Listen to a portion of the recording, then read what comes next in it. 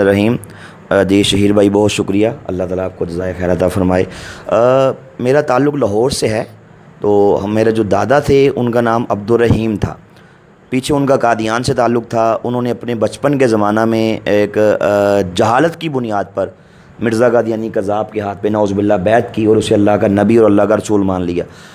اس کے بعد جو ہماری پوری نسل تھی وہ ایک بھیڑ چال چلتے ہوئے اسی مرزیت کے کنویں میں گرتے چلے گئے۔ کسی نے کوئی تحقیقات نہیں کی، کوئی ریسرچ نہیں کی، کچھ پڑھا نہیں، جسٹ چونکہ دادا ہو گئے اس کے بعد پوری نسل اسی میں ہی ظاہری بات انہوں نے یہی مذہب اپنا شو کیا۔ جب میری آنکھ کھلی، جب ہماری تیسری نسل آئی، تو میں نے بھی گرد و نواح جو ہے وہ یہی مرزیت کا ماحول دیکھا۔ جب میں چھوٹا تھا ہمیں بھی وہ پوری ایک ٹریننگ کے مرحلے سے وہ انہوں نے گزارا، جس طرح وہ ہر قادیانی کو گزارتے ہیں۔ تو بلکہ ہمارے ذہن میں یہ ڈالا گیا کہ نعوذ باللہ اس دنیا کے اندر جو ریئل اسلام ہے وہ یہی قادیانیت ہے، اور یہ جو مسلمان جس اسلام کا نام لیتے ہیں یہ نعوذ باللہ ایک فیک 2 نمبر اسلام ہے، اور اس نے عن قریب دنیا سے مٹ جانا ہے، نعوذ باللہ تباہ و برباد ہو جانا ہے۔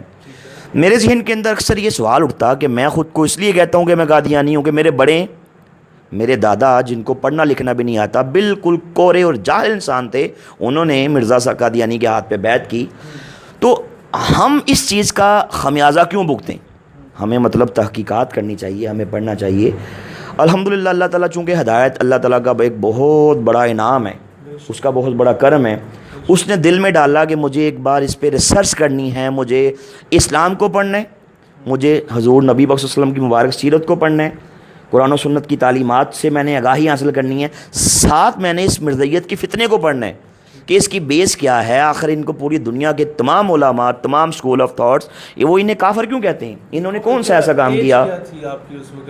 جی 17-18 سال جب میں نے الحمدللہ اسلام قبول کیا، تو جو یہ ریسرچ شروع کی ساری جی ریسرچ تو میں نے تقریباً 14-15 سال کی عمر میں شروع کر دی تھی۔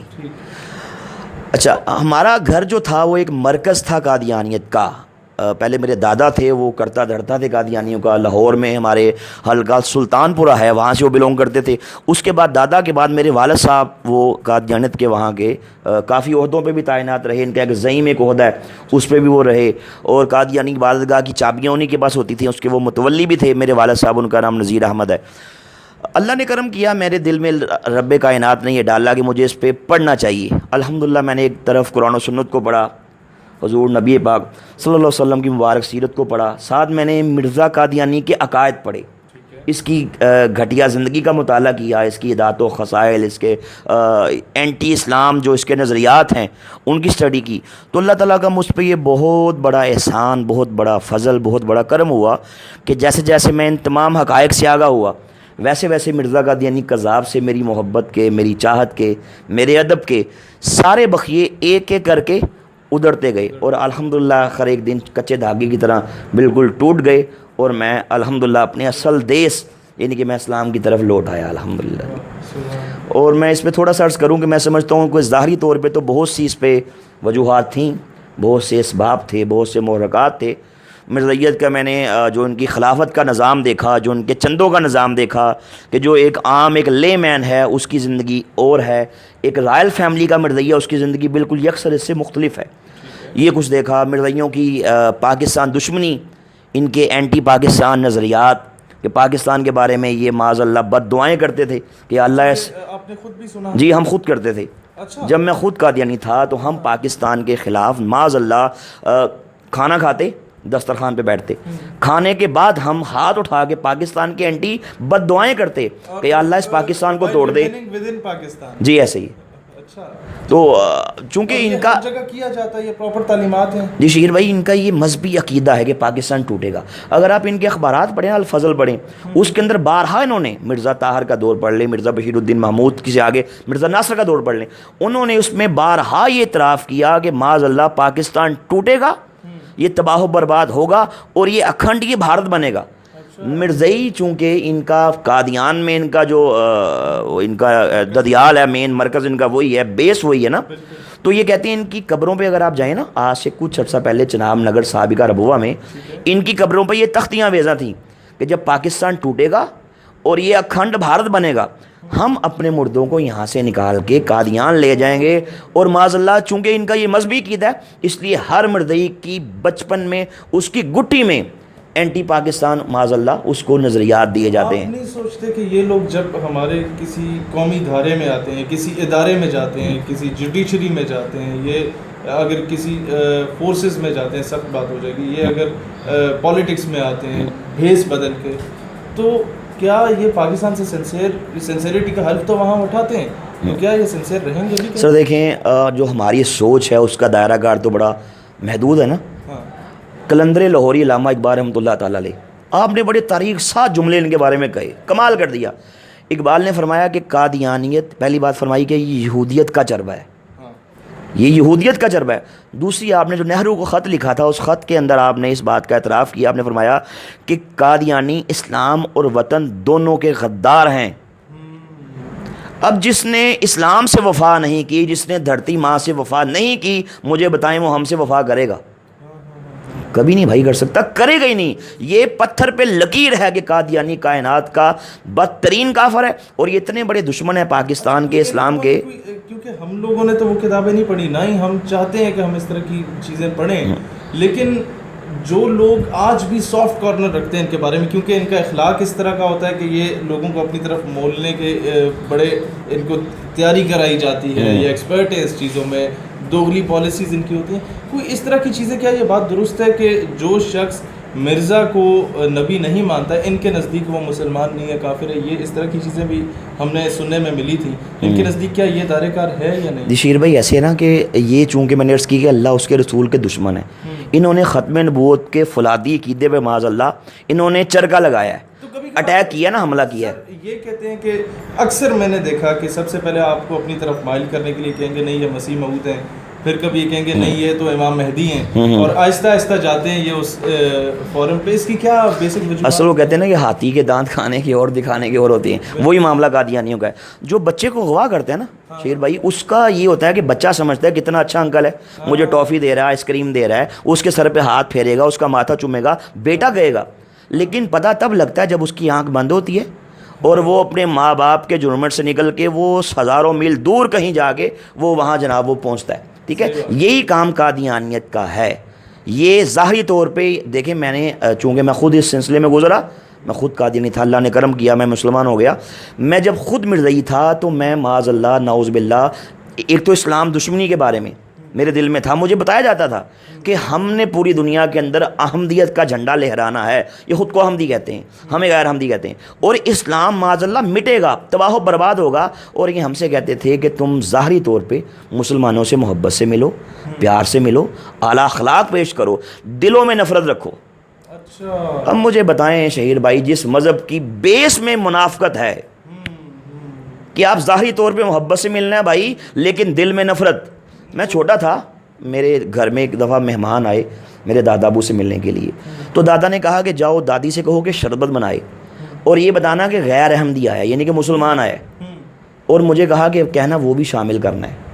اب میں اس وقت 6-7 سال میری عمر، چھوٹا تھا، ذہن میں میرے کئی شکوک و شبہات، کئی سوال اٹھے۔ میں نے دادی سے آئے کہا کہ دادا ابو نے کہا کہ ایک مسلمان مہمان ملنے آیا ہے، شربت بنائیں اور اس میں وہ بھی شامل کریں۔ آپ شہید بھائی یقین کیجئے گا، انہوں نے شدان کا شربت، چونکہ شدان قادیانیوں کی یہ کنفرم جی 100% اس کا پورے وضو کے ساتھ کہہ رہے ہیں آپ؟ جی، اس کا جو مالک تھا پہلے وہ منیر نواز قادیانی تھا، اچھا، شاہ نواز قادیانی مر گیا، اب اس کا بیٹا منیر نواز ہے، وہ اس وقت مالک ہے بھائی وہ شدان کا، اور وہ قادیانی؟ جی قادیانی ہے۔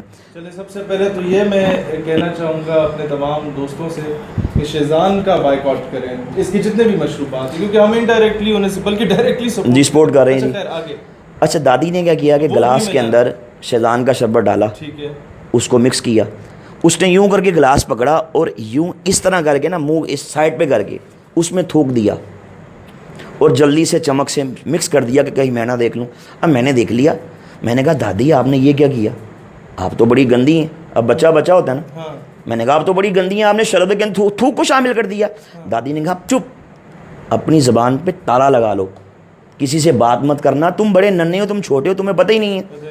کہا کہ یہ جو مسلمان ہیں ہمارے دشمن ہیں، یہ آج کے دور کے اللہ کے نبی، آج کے دور کے اللہ کے رسول، نعوذ باللہ معاذ اللہ، مرزا قادیانی کو نہیں مانتے، اس لیے یہ ہم سے ان سے نفرت کا، غصے کا، بغض کا اظہار اس طرح کرتے ہیں کہ ہم ان کے کھانوں میں، ان کے پانیوں میں، ان کے شربتوں میں ہم غلاظت ڈالتے ہیں، اچھا سر لاسٹ سوال. ہم پیشاب کے قطرے شامل کرتے ہیں معاذ اللہ. اچھا جی جب کوئی مسلمان ہمارے گھر میں آئے ہم اس کے کھانے میں یہ ڈالتے ہیں، یا ہم کسی مسلمان کو یہ بھیجیں. اچھا کہیں فوتگی ہو جاتی ہے کسی گاؤں میں تو جو بڑا رائل فیملی سے تعلق رکھتا ہے قادیانی، وہ ایک سمپتی گین کرنے کے لیے اپنے گھر سے روٹیاں بھجواتا ہے ساروں کے لیے. جی جی کیا وہ بھی یہی کام کرتا ہے؟ یقیناً کرتا ہے جی. میں نے درست کی. دیکھیں ہمیں کہا جاتا تھا کہ مسلمانوں سے اس طریقے سے نفرت کا اظہار یوں کرنا ہے، یہ ہماری بڑی ٹریننگ تھی. اچھا یہ بات درست ہے کہ فورن فنڈنگ ہوتی ہے ان لوگوں کو، اور اگر ہوتی ہے تو کیا مقاصد کیا ہیں؟ سر دیکھیں بات یہ ہے کہ باقی آپ کے سامنے چونکہ یہ برطانوی سامراج نے اس فتنے کی بنیاد رکھی.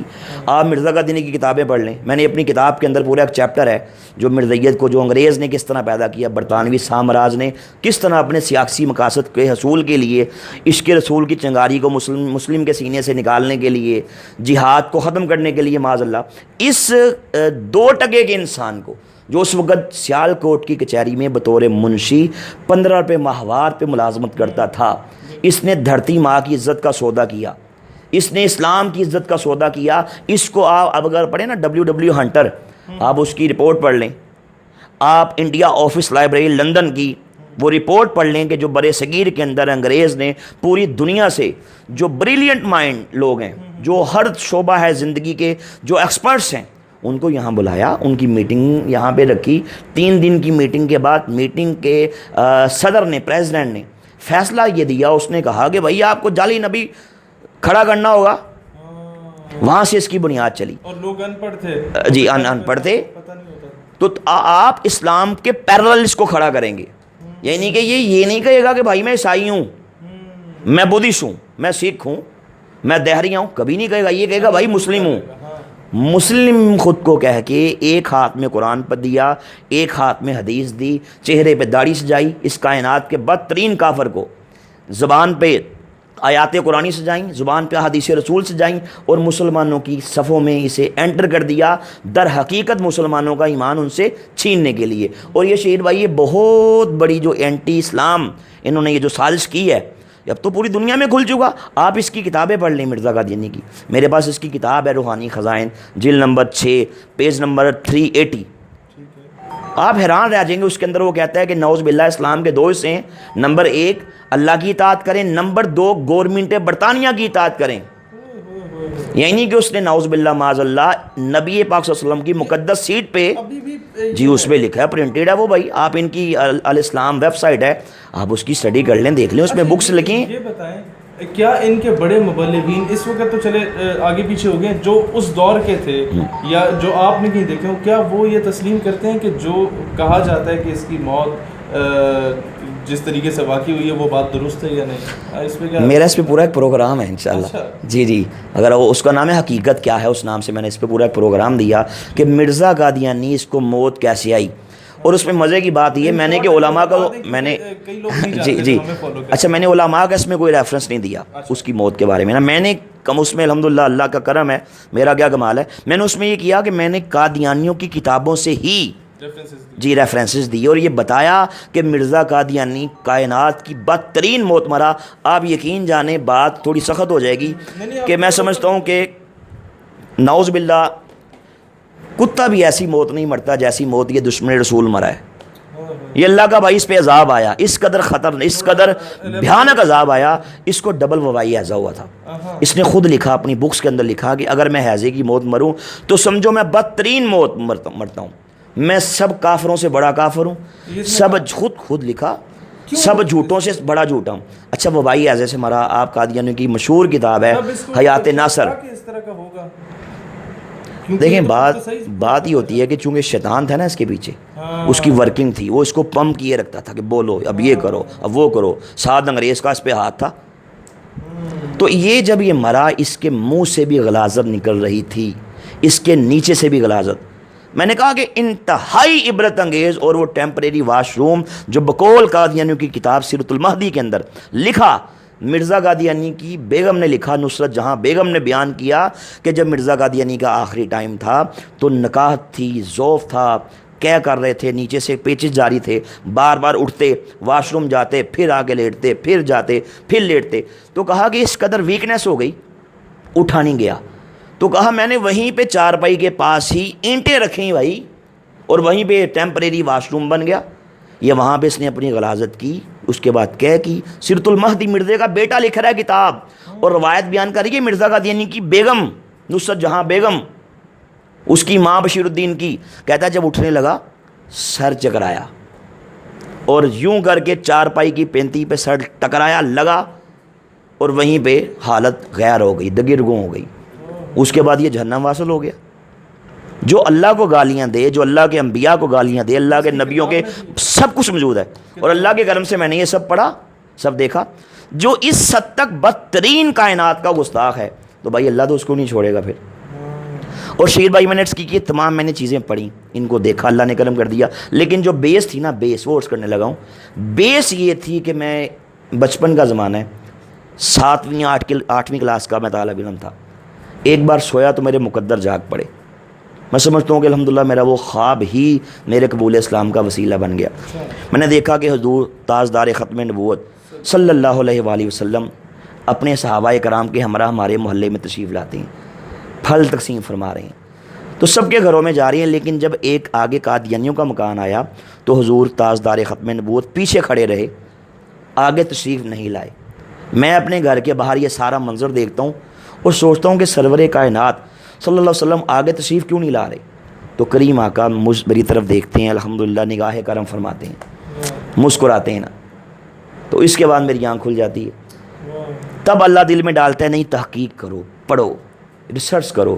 تب جب اس راستے میں نکلتا ہوں, اس شاہراہ پہ گامزن ہوتا ہوں, تو الحمدللہ دودھ کا دودھ اور پانی کا پانی بالکل واضح ہو جاتا ہے جی. در حقیقت سرور کائنات صلی اللہ علیہ وسلم کی نگاہ کرم ہی میں سمجھتا ہوں میرے قبول اسلام کا وسیلہ بن گئی. الحمدللہ ان کا کرم ہو گیا جی, الحمدللہ. ناظرین, خاص کر یونیورسٹیز اور کالجز کے نوجوان جو کہ سافٹ کارنر رکھتے ہیں ان کے بارے میں, یہ جو میرے ساتھ بھائی موجود ہیں, نہ یہ کوئی مولوی ہیں, نہ یہ پیر ہیں, اور نہ ہی کسی مسلمان گھرانے میں پیدا ہوئے.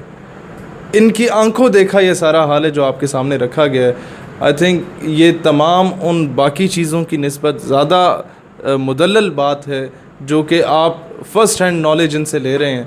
میرا خیال ہے آج ہمیں یہ سمجھنے کی ضرورت ہے کہ ہمیں اپنے تمام اعلیٰ عہدوں سے جو ڈائریکٹلی اور انڈائریکٹلی فائز کردہ قادیانی ہیں ان کو نکالا جائے. خاص کر بیوروکریسی سے, جس طریقے سے بھی یہ لوگ گھسے, ہمارے گورنمنٹ منسٹرز نہیں چلاتے, بیوروکریٹس چلاتے ہیں. اور وہ منسٹر 5 سال کے لیے آتے ہیں, اور بیوروکریٹ جب تک 60 سال کا نہیں ہو جاتا تب تک وہ حکومت کا ہی حصہ رہتا ہے. وہاں یا تو ان کا انفلوئنس بہت ہے یا یہ خود موجود ہیں, لیکن سسٹم میں یہ لوگ ہیں. تبھی جتنے مسلمان شہید ہوتے ہیں قادیانیوں کے مقابلے میں, کیس ہمیشہ مسلمان جو شہید ہوتا ہے اسی کے خاندان کے خلاف دائر کیا جاتا ہے. انہیں اپنے سسٹم سے نکالنے کی اور ان کو سمجھنے کی ضرورت ہے, اور کس طریقے سے یہ لوگ پاکستان کے نیشنل آئی ڈی کارڈ پر خود کا مذہب, کئی ایسے لوگ ہیں جن کو لالچ دے کے مذہب تبدیل کروا کے ابراڈ بھیجا جاتا ہے قادیانیت میں لا کر. یہ ساری چیزوں کو ایکسپوز کرنے کی ضرورت ہے. میری درخواست ہے تمام جوڈیشری سے, فورسز سے, وزیر اعظم, وزراء سے, جو لوگ خود کو اسلام سے سنسیئر سمجھتے ہیں, وہ ایسے دجالی فتنے سے نجات کے لیے عملی کردار ادا کریں. پاکستان ہمیشہ زندہ باد.